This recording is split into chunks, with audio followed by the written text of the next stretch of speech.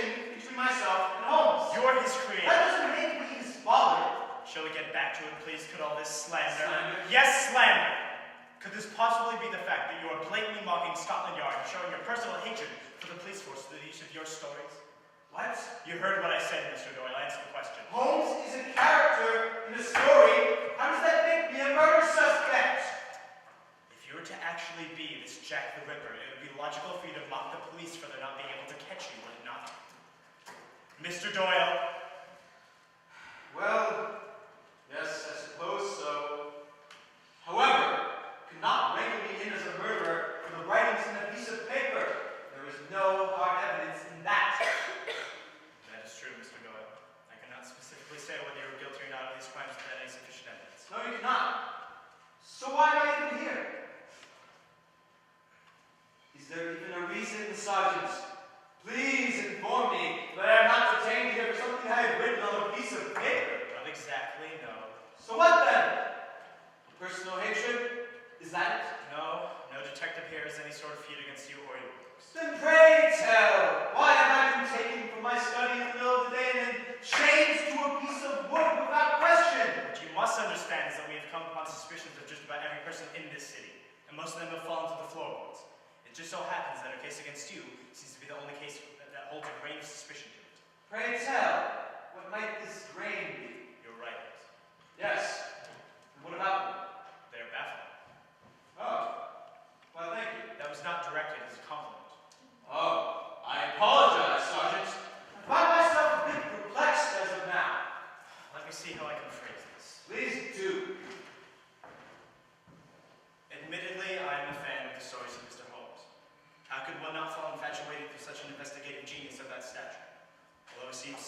notoriously inept. His intelligence is unmatched by that of any citizen of London. Yes, well, that is what I was aiming for, character promise. Indeed, what I mean to say is that he is a true master detective. Indeed he is. This mortal man is solving crimes that no one else could. He is solving crimes that surpass all logic. Holmes is the type of character that could only have been dreamt up by some sort of mastermind on the same level as Holmes. Some sort of incredible genius with genius capabilities. I feel as though you are now mocking me, Sergeant. I can't say it is very amusing. On the contrary, Mr. Doyle, I'm doing no such thing. Then where in the world are you heading with all this? Clearly, this murderer preying on the women of the East End has been using some sort of ingenious tactic to help him avoid his capture. Similar to the tactics used by the villains in your stories. For the love of God, how have we come to this again? We have never left the topic, Mr. Doyle. I am done speaking for today. You do realize you cannot leave here on a whim. You are now in police custody. You comprehend this, don't you? Very well.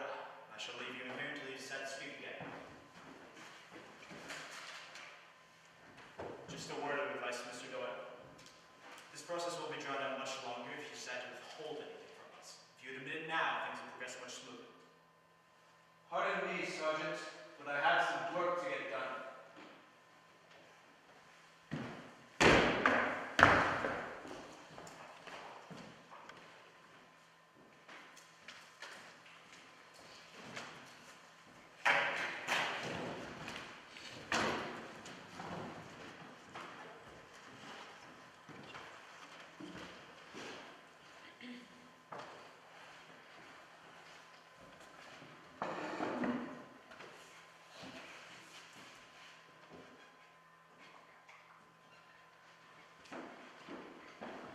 Hello there, Mr. Doyle. How are you doing today? Quite well, Daniel, and yourself? I've been better.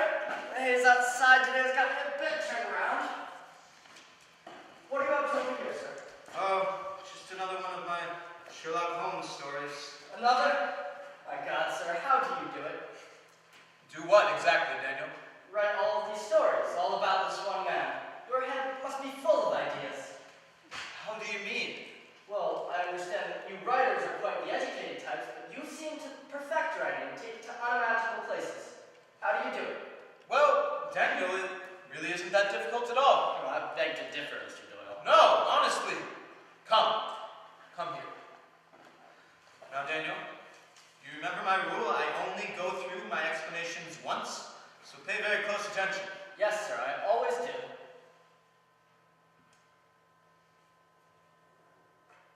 There we are. But, sir, you've just drawn a line on the paper. And yet, I have shown you one of the most important tools in formulating a story, the plot line. Your goal is to put points on this line. These will become your main events in the story. Well, how many events should I choose, sir? Let's stick to the basics first. For now, let us say 3. A beginning, a middle, and an ending. Now give me 3 major events so I can put them on the plot line. Alright, I've got something. Alright, what are they? A man commits a crime, is caught and convicted, and then sentenced to death. Excellent, my boy. Now, all you have to do is add short bursts of dialogue between the characters while making sure you do not stray from your major events, and there, you have a story. Well, how do you add dialogue for the characters? That's for another time, my boy. For now, just dwell in the satisfaction of having formed a simple plot line. Granted, it was a fairly unorthodox story, but a success nonetheless. Now, as I recall, you have a job to return to, do you not? Yes, sir. But people can wait for their silly news. It's all rubbish these days anyway. All the excitement has been drained from London. Nonsense, my boy. London is alive. Besides, you've been placed with a job, and a very important one at that, one that must be accomplished swiftly. Off you go, then. I'll go myself, Mr. Doyle. There's no need to treat me as some sort of child. Very well, Daniel. But I will ask you one last thing before I go, if you don't mind. Go ahead. Ask away, my boy. How will I know if my story tells its events in the proper order? I'll leave you with this, my boy. Just as Cuvier could correctly describe a whole animal by the contemplation of a single bone, so the observer who has thoroughly understood one link in a series of incidents should be able to accurately describe all the other events, both before and after. Off you go, then.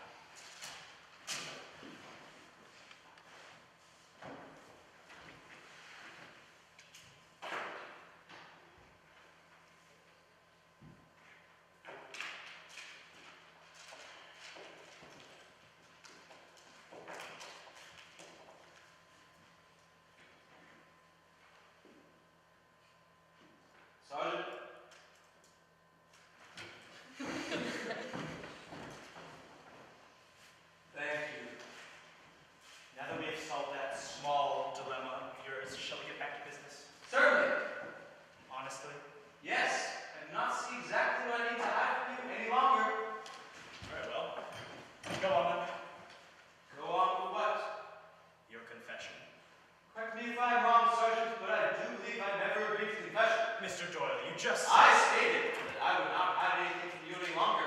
If you ask me a question, I will gladly oblige to answer it. I do not have time to play games, Mr. Doyle. Nor do I, Sergeant. I have my writings to return to. You have more prevalent cases to attend to. I suggest you ask the necessary questions so that I may leave before we are both old men. This is my most prevalent case as of now. This is my top priority. There's a man murdering young innocent women in the streets, and we cannot seem to catch him. And each time we seem to get close to catching him, the smallest detail allows him to slip through our fingers. It makes me seem like a damn fool. Do you understand how immensely frustrating that is? I cannot afford to waste any more time.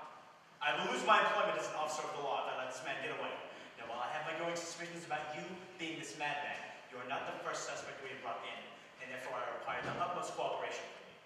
Do I make myself entirely clear? Mr. Doyle! Very well, Sergeant. I shall completely oblige. Thank you.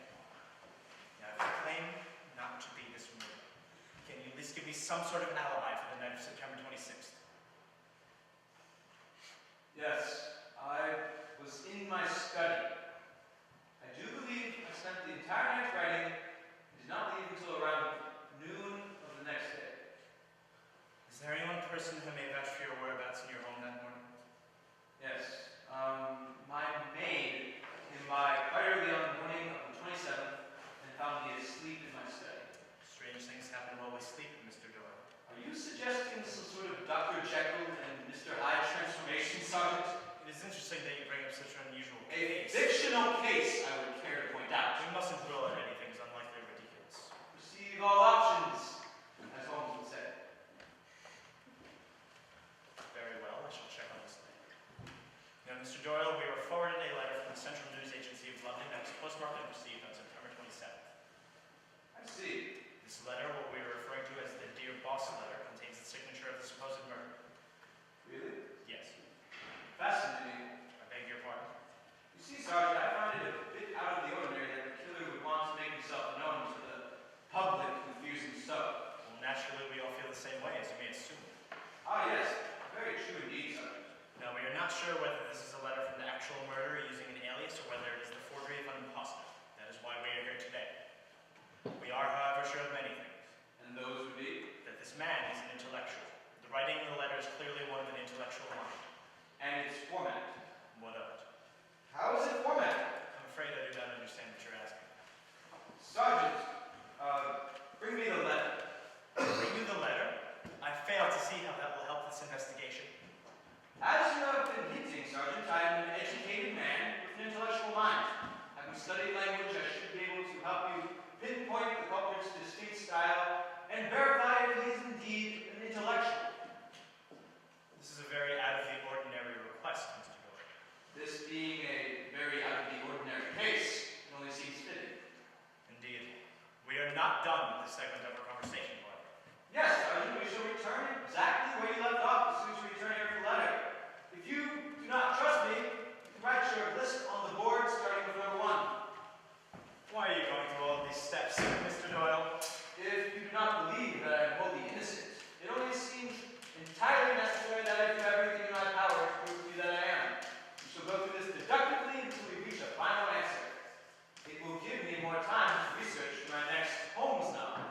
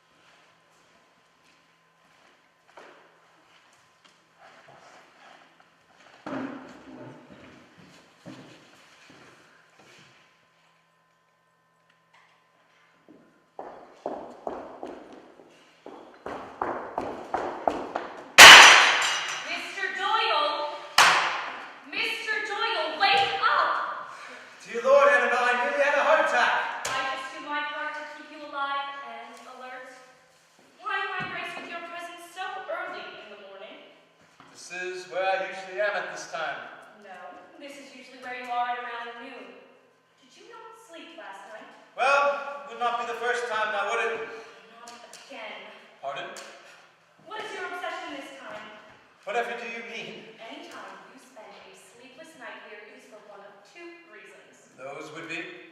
Either you are leading some secretive back alley second life during the nighttime, Which has never been the case. so far, and the second being you have found some minuscule detail to obsess over that consumes all of your time. So what have you stepped on? Something incredibly unusual was a large report I read in the papers. Where did I put it? Annabelle, I can really do all of that myself. Trust me, sir, you honestly cannot. Have you heard of this man, Annabelle? Oh, why, yes, sir. Jack the Ripper, they're calling him. A vicious but cunning criminal he is. Do you know much else about him? Nothing that the paper hasn't already reported on. I do admit, though, the whole thing has made me quite timid to go out at night. Yes, do be careful. I'm not quite sure I'd be able to survive without you around. One can only imagine that travesty. So what about all this has you so infatuated? The idea of the human cycle. How far can it be driven off into the wrong direction before we no longer have control? Mr. Doyle, clearly this person is not a normal human being. That word has lost all of its meaning, has it not? I do not consider myself a normal person. I'm awake through the night, dreaming up imaginary characters placed in fantastic situations. How can one consider that normal? I suppose that is very true. What I feel every person must know is that this man is one who's to be reckoned with, and one should heavily try to avoid. Believe me, sir, I have no intention of coming to the contact of the clutches of such a madman. Be absolutely honest. I have the intent to face this man someday and pick out his mind. I promise you that he will provide me with quite a bit to learn about the human race in its entirety. If you say so, sir. Do be careful, though. If you need nothing else from me, I'm off to clean the rest of the house. We both know it will never get done if I do not go now. Yes, go about your way. Suppose I'm done frightening you for today. Good morning to you all. Oh, Annabelle, how are you on this fine morning? Is Miss Margaret to you, Mr. I Nottingham? only wish to treat you as a proper lady. You can stop cycling back out into the streets where you belong, dog. Wouldn't want to get trapped in the carpet now, would we? Oh, what's biting her? Oh, you know how she is. It's all in good fun. It's not exactly fun for me. It's a normal defense mechanism of the mind. One man's pain is another man's, or in this case, woman's pleasure. I suppose so. Are you all right, sir? Yes, I'm fine. I'm fine. Are you sure, sir? Yes, I did not go to sleep last night. Oh, I can see that by the looks of your workspace. Just what exactly happened? This, Daniel. Have you ever heard of that man, Daniel? Why, yes, sir, I have. They call him Jack something? Jack the Ripper. Merciless man he is. Killed at least 4 innocent women already, they say. My word. Indeed, my boy, I had the exact same reaction. But, sir, why have you not been able to sleep at night? You're not afraid of this man, are you? Well, I am no brave man, Daniel, but I am infatuated with the way this man works. 4 murders in 1 week and no one, not even the most genius officer, has any idea as to who he is. I myself plan on chasing this man in the streets of London. Do you think what he's doing is wrong, though? Oh, of course I believe it is wrong. What I am saying is that there must be some sort of ingenious locked away in that brain of his. He would make for a spectacular villain for Holmes to face. That he would, sir. Now, Daniel, aside from your daily visit, what else can I do for you today? Right. Well, I took your lesson the other day to heart and decided I would start attempting to write on some work of my own. Excellent. It's great that you are taking such initiative. Let's see it. Oh, now, sir, I really am not sure if it's ready or not. Nonsense, my boy. No writing is ever ready. Let's have a look. Now, this here is a piece of writing I've been working on since we spoke last. It's not very long, but I think its odd style gives it some merit. An unusual choice. But let's see how it turned out.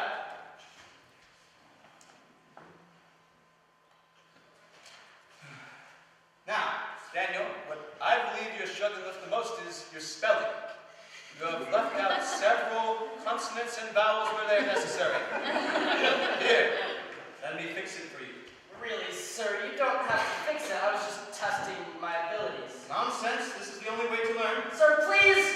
I really must be off. Very well, Daniel. Don't lose lose your head. Here you are.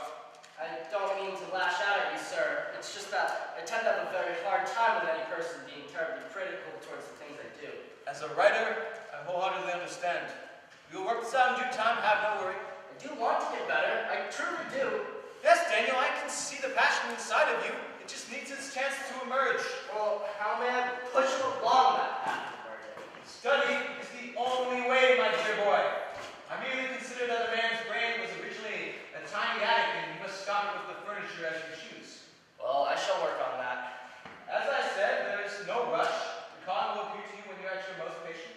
Thank you, sir. Of course. I must be off now. Yes, off you go.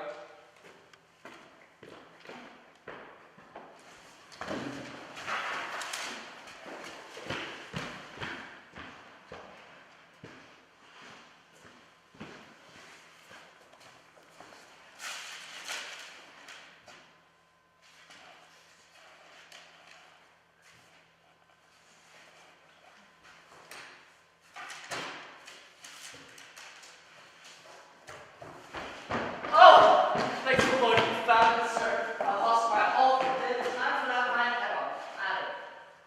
Is everything all right, sir? Yes. Just admiring the author you're becoming, Daniel. You are a strange fellow indeed, sir. Well, I'll stop by again early tomorrow morning. Have a fine day.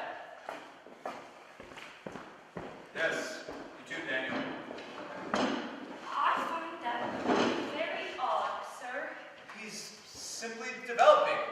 It's the psychological maturity that transforms people into the citizens they must be in a society like ours. Well, you see much more than I do of him, sir. That boy is the daftest thing I've ever encountered. Like I said, it is part of any mental development.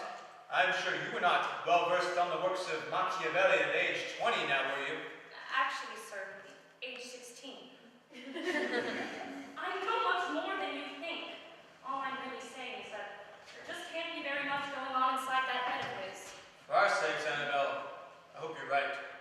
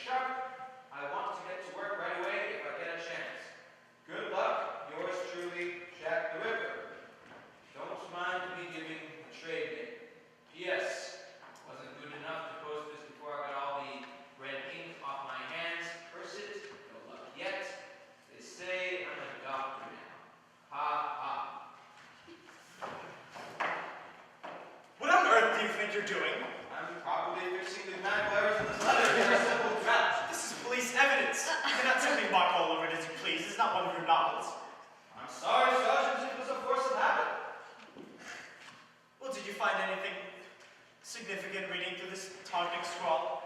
Not much. I will have to disagree with your statement, though. Which? About this man being intellectual.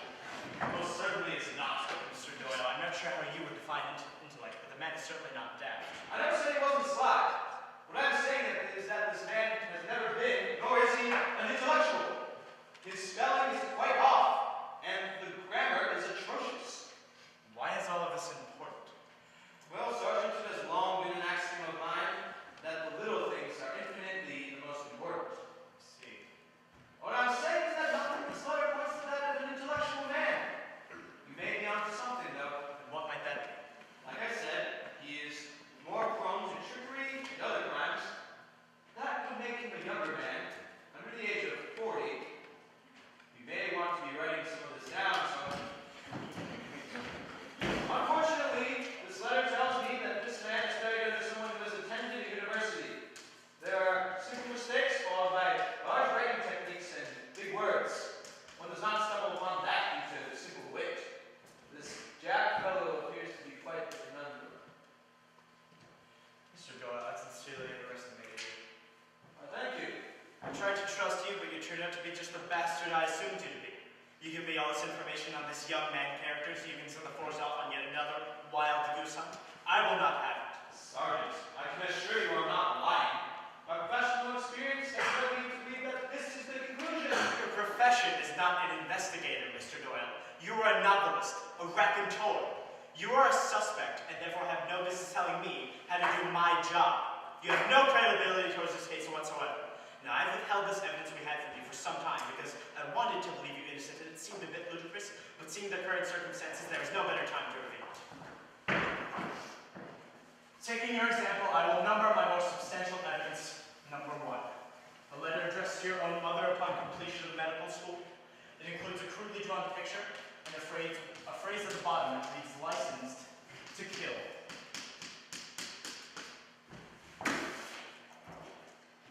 Where did you get this? That is not of importance at this time. It has been made known to me that you've been a practicing doctor for some time while these murders have gone on.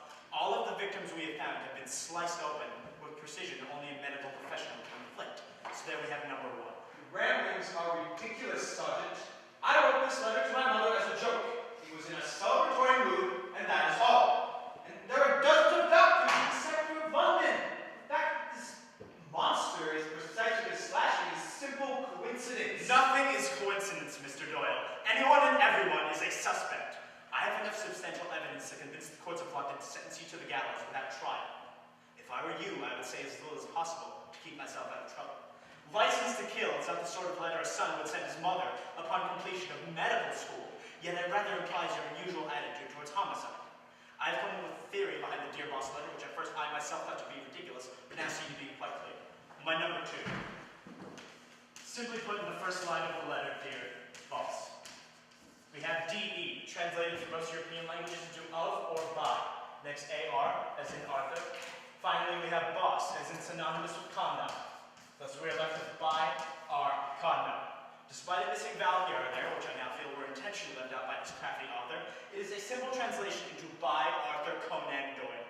You, sir, left your own signature in plain view of the entire public without a single one of us noticing. Sergeant, I must say, I'm quite impressed by the level of dedication you have summoned simply to prove me guilty. I am just beginning to get started, Mr. Doyle. There is another clue that points to you. The frequent use of ha-ha throughout this wretched text. Another signature by the author, how could that possibly be? You may recall that your own grandfather, a beloved political cartoonist, sealed his identity with an HB for years without ever having his identity revealed. To honor this tradition, we chose H.A., your first name being Arthur, so that you may taunt the public with your cruel and menacing jokes. Yet there is another clue, and another, and another, and more and more and more to me, and each second I sit here speaking with you. I have boxed you into a corner. Sergeant, I could do that with your own name. Your name is Silas Higgins, if I'm not mistaken. Who is to say that since the letter J falls after the letters H and I, that your own alias begins with the letter J? And since the letter R sticks to the letter S, that your alias begins with the letters J and R? I could do it with any name. Why won't you admit what you've done? Because I have done nothing wrong. I have been kept here against my will for far more than 72 hours. And while you waste your days talking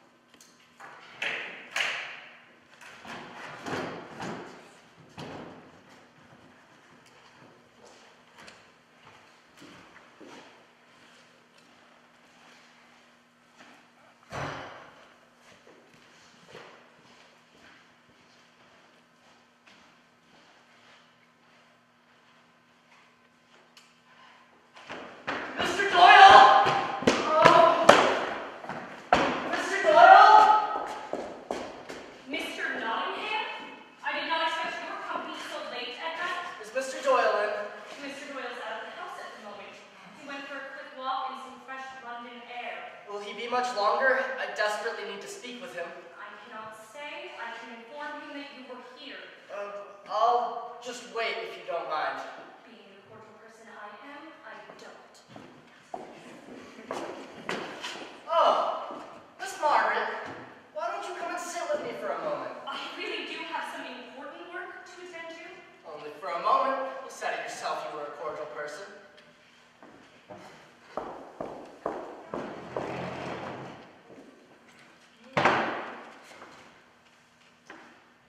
Why do you dislike me so, Miss Margaret? I have no dislike for you, sir. Oh, let's not play daft. I know you do not care for me very much. Why is that? To be completely honest, I find you a bit shallow and unstable. Shallow, unstable. It's hardly a reason to dislike someone. I find it all the reason to dislike someone. I cannot care for a person in which I cannot trust. You seem quite untrustworthy to me, therefore I do not care for you. Untrustworthy.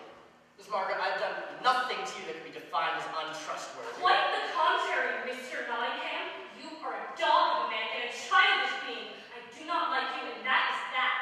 How can you say such things? You asked for my honest opinion, sir, and I am giving it to you. I do not appreciate such words out of a housekeeper.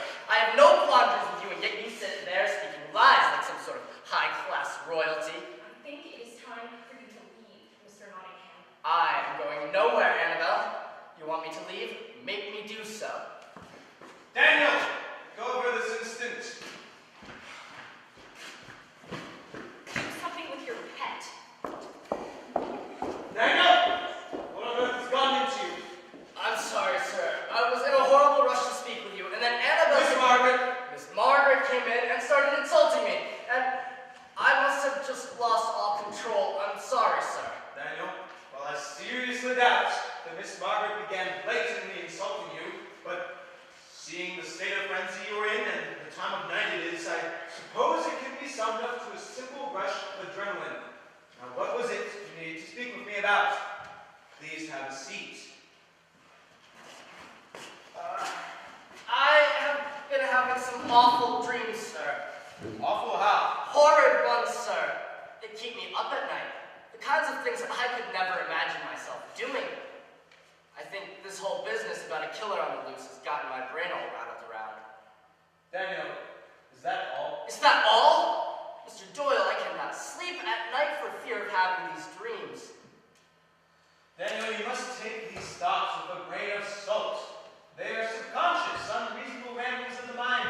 They mean nothing in the long term of your life. Well, what about the teachings of Freud, sir? He made some very valid points in his analysis of the dreams. Freud is a loon. Not everything we do relates back to our mothers. Here, take this. What is it, sir? Will calm you down. Don't linger on it, boy. It's not artwork. Just take it. Thank you, sir. Feel any better? I don't feel anything quite yet. Yes? Well, these things take time.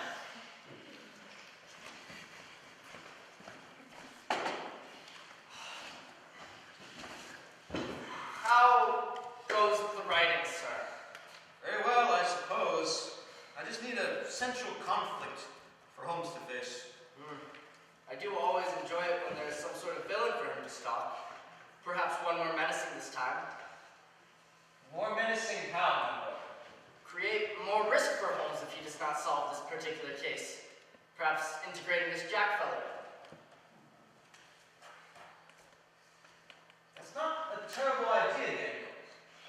I come up with a premise fairly frequently now. You've been studying, haven't you, my boy? Well, not tirelessly, but I have made the attempt to read anything I can get my hands on. What is it, sir? Oh, nothing. I'm just beginning to see a small part of myself in you. Oh, no, sir. Please do not say such things. Why not? I do believe it to be true. In all truth, sir, I worship you. You're my mentor. If I become you, I'll no longer have any need for you. Daniel, I am full enough of myself as it is. There is no need to give me a God complex. That would do no good for an author. Besides, I do understand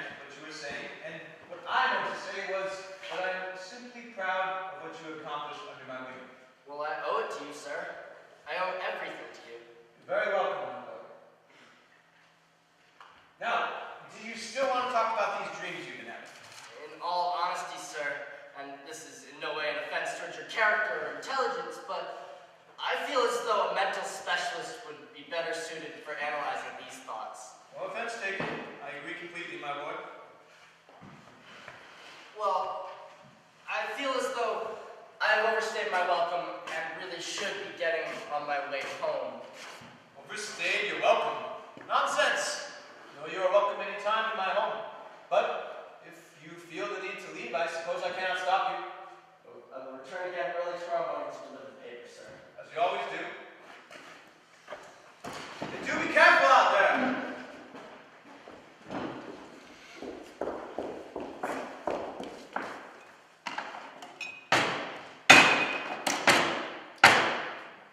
I wish you wouldn't treat that boy as if he were your own son.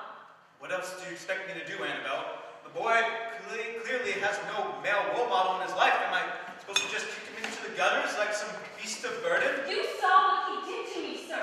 Had you not shown up when you did, I could have been seriously injured by him. As dangerous as the boy may seem, there's no reason he would hurt anyone unless he was in some sort of misguided rage. Sir, I am sorry, but he creates an uncomfortable working environment for me. And if he persists to be around, I'm afraid I can no longer be. Annabelle, please don't get upset. I can assure you that Daniel would never do something like that again. I have been the utmost loyal to you in the past year, practically taking on the full-time role as your caretaker. And now, as soon as this boy comes along, I become your scratching post. I cannot stand it anymore. Either he is gone or I am. Annabelle. Fine. I'll inform him that he is not allowed to be around the house while you are on premises. Does that satisfy your needs? For now, yes. Now do me one more favor. What is that, Mr. Doyle? Go home and rest. You are here nearly 20 hours a day. I more than deserve a day of relaxation. I'm sure I'll be able to survive on my own. I hope. Thank you, Mr. Doyle. See you bright and early on Friday morning, Annabelle.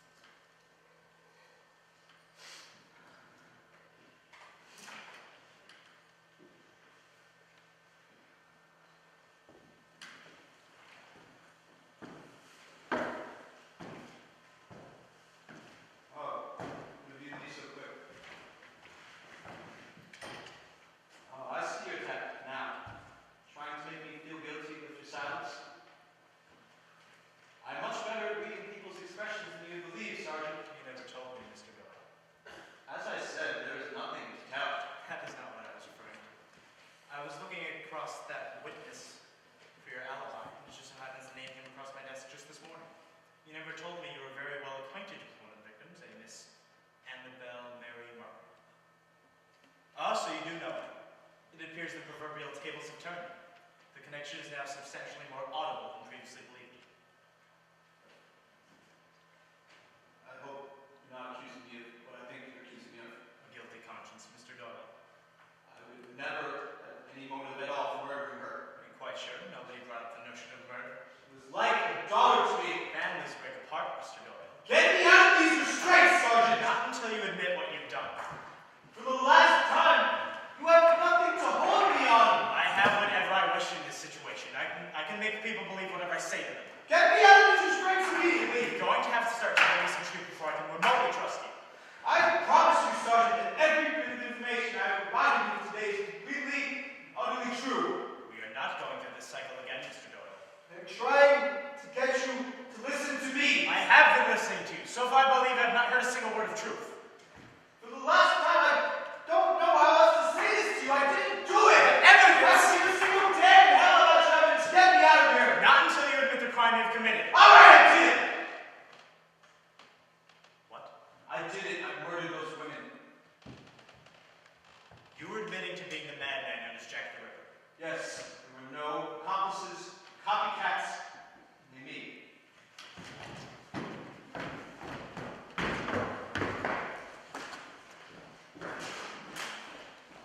Say it all again.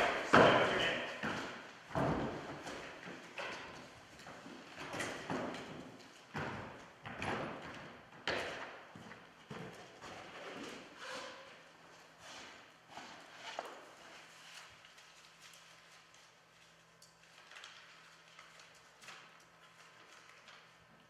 I, Arthur Conan Doyle, fully admit to committing the crimes and murders as described in the writings of the madman Jack the Ripper. I am fully aware that what I have done is wrong, but I must pay the consequence for what I have done. My writings grew too surreal and leaked over into my mind. Holmes became a part of myself to challenge. I never intended to hurt anyone from the start, but I will not say I did not enjoy it. Reform is a hard thing to accomplish, so my only fair sentence is a swift death by hanging. May God have mercy on my soul, and may he forgive me for what I have done. Is that all you have to say? It is. Very well.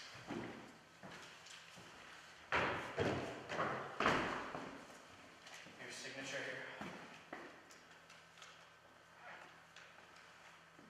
You do realize what this means, Mr. Doyle. I'm aware. How could you live with yourself? Obviously, I couldn't any longer. I'll return shortly. Why admit it now, Mr. Doyle? All this time you had to admit it before it was too late. Why now? Suppose when you have a revelation of sorts, the guilt can be too much for a mortal man to bear. When that every man reaches their breaking point, when that happens, the only thing you can hope for is a clean break. I see. But I feel as though I must ask you the same thing. I'm sorry. Why believe me now? After all my supposed lying and deceit, why you just believe my confession without a single bit of doubt? Yes. Well, I think you have to take into consideration the validity of my statement. were you lying to me? You have the evidence. You decide.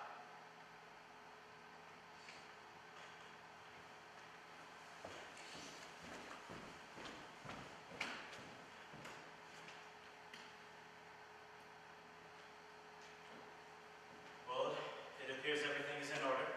Your next stop is The gallows. Understand? someone should be along to fetch you shortly. Take your time. I have nowhere else to be.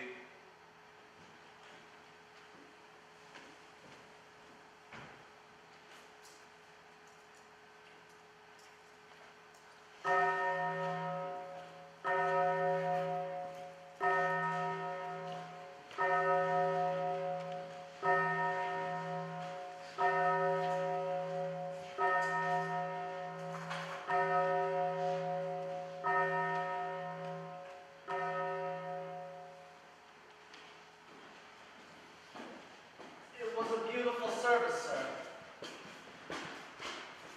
She would have highly approved of your plan, especially on such short notice. What are you writing, sir? A story. Always another story. Another one of Holmes's adventures, I presume. No. I'm finished with Holmes for good. Whatever do you mean, sir? I mean that I'm going to start writing new stories. Ones that people can believe in. People of this world need joy, not despair. Holmes has brought me nothing but trouble. You can't be serious. I am serious. If I never hear Sherlock Holmes again, I'll die a happy man. But, sir, everyone loves your stories. You can't just take that away from the people. Why can't I? I'm not writing for an audience. I'm not some puppet that they can tell what to say and do every waking moment. Sir, are you positive this does not have to do with something else? Of course it does, you twat. Sir, please. You need to release this frustration in some other way. Otherwise, it will eat at you from the inside.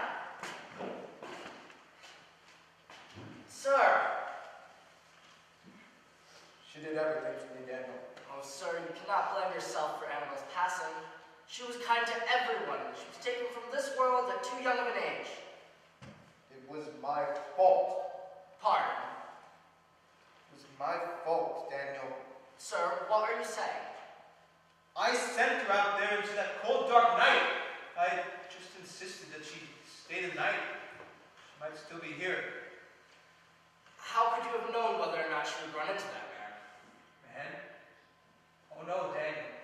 He is no man. Not even close. He's a preternatural monster. Blacker soul than Lucifer himself. Sir, that is a bit harsh, is it not? Daniel! The man has murdered innocent people. Women, to be more exact. At the very least, this man is a coward and refuses to show his face to any real man. At the very worst, he's the devil in an overcoat. I truly believe he is just a misunderstood being who has nothing to believe in. Misunderstood? You think that gives him the right to go out and murder innocent people? Everyone is misunderstood, Daniel! I am misunderstood! Annabelle was misunderstood, and look what happened to her! Why do you assume that you know anything about being misunderstood? Are you questioning me, boy? I am your student. I'm allowed to ask you some questions, am I not? Why do you feel that you must know everything? Knowledge can only extend so far. Why must you always press that the cup runneth over onto me? Because I am your teacher, and it is my job to get you to understand. Being misunderstood doesn't make you an outcast, Daniel. It makes you human. It gives you empathy and sympathy. Old Jack out there is taking the coward's way out. Instead of facing his problems, he takes them out in the world. That can only end in destruction. Destruction of the soul, and eventually society. He is not evil. He's a man that just needs to be left alone. How would you know anything about him, Daniel? Because I am him, Arthur. What? You heard me, sir. I murdered Annabelle along with all those other women. What you see before you is the devil himself. Daniel, if this is your idea of a demented joke, I can't say it's very amusing. I'm afraid not, sir. Stop! Stop right now! You're not a murderer, you're just a boy! Perhaps that is true, but that still does not mean that I cannot accomplish great things. Why are you telling me this, Daniel? I'm simply taking credit where credit is due. How could you? Sir. Sir. I'm sorry, sir. Sorry? You're sorry? Sir, please forgive me. I couldn't even. You murdered Annabelle. You're evil. It was all the writing, sir. I could not stand it. I wanted to impress you more than anything in the entire world, but my writing was just not good enough. It never was, and it never will be. The pressure to impress such a man as yourself was all the weight I could possibly bear. I grew tired, but I could not sleep. I grew hungry, but I could not eat. Every single thing I was attempting to do seemed to make absolutely no sense. My frustration lashed out at me like some wild beast escaping from my body.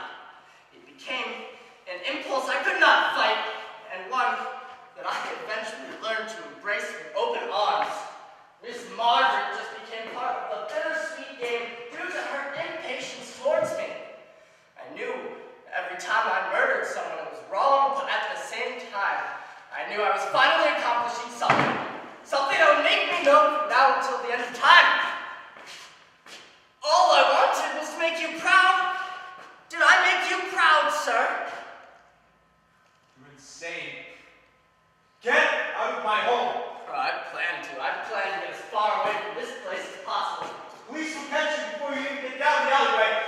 I do not see it playing out that way, sir. You should be proud. I, like you, have a very loyal group of fanatics in certain places, some of which even plan to replicate what I have done so far. So easily throw the dull officers of Scotland Yard off my trail as I make my clean escape. But you can stop this. You can stop all this now and still live a normal life. Isn't this what you want? I want what's best for the both of us, sir. Immortality. They will never catch me, but they may very well bring you in. And when they